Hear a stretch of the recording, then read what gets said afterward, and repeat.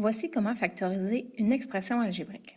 Tout d'abord, vous devez regarder les coefficients de chacun de vos termes et trouver le PGCD, le plus grand commun diviseur, à 12, à 16 et à 4.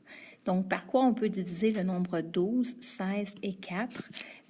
Dans les nombres entiers, bien, ça se divise par 4, donc notre PGCD est de 4. Ensuite, pour trouver le plus grand commun diviseur pour vos variables, la technique que je suggère, c'est la technique de faire des petits sacs pour chacun des termes. Donc, si on se fait un petit sac au-dessus de chacun des termes et qu'on va mettre le nombre de lettres qu'il y a pour chacun des termes.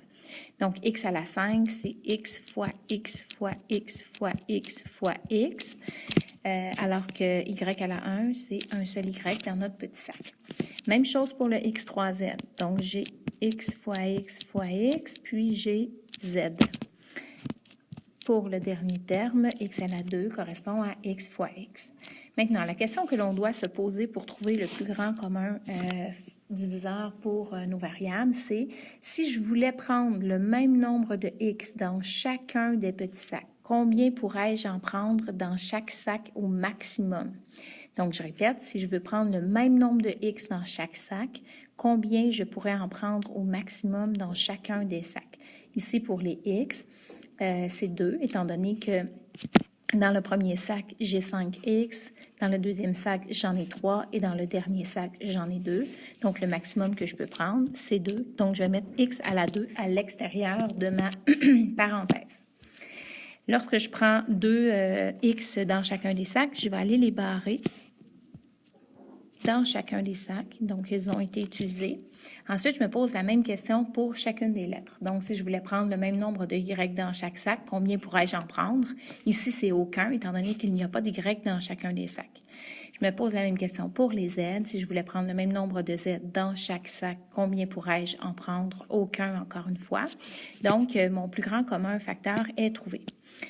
Maintenant, je vais aller avec compléter la parenthèse. Donc, qu'est-ce qui manque à l'intérieur de ma parenthèse pour que ça me donne 12x5y moins 16x3z plus 4x à la 2? Donc, on va faire nos flèches comme on faisait avec la distributivité. 4 fois quoi donne 12? Donc, c'est 3.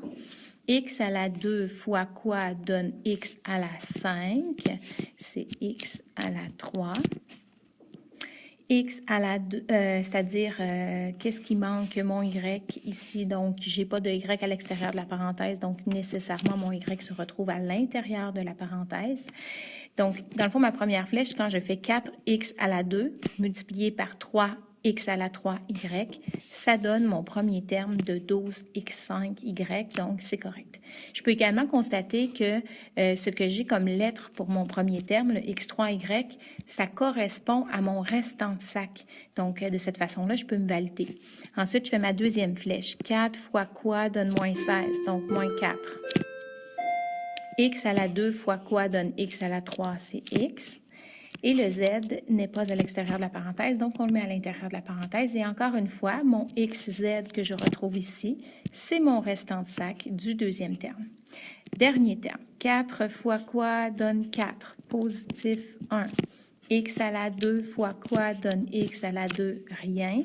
Et mon restant de sac, je vois qu'il n'y a pas de lettre pour mon dernier terme parce que je n'ai pas de restant de sac pour mon dernier terme. Donc, c'est terminé. La factorisation est complétée.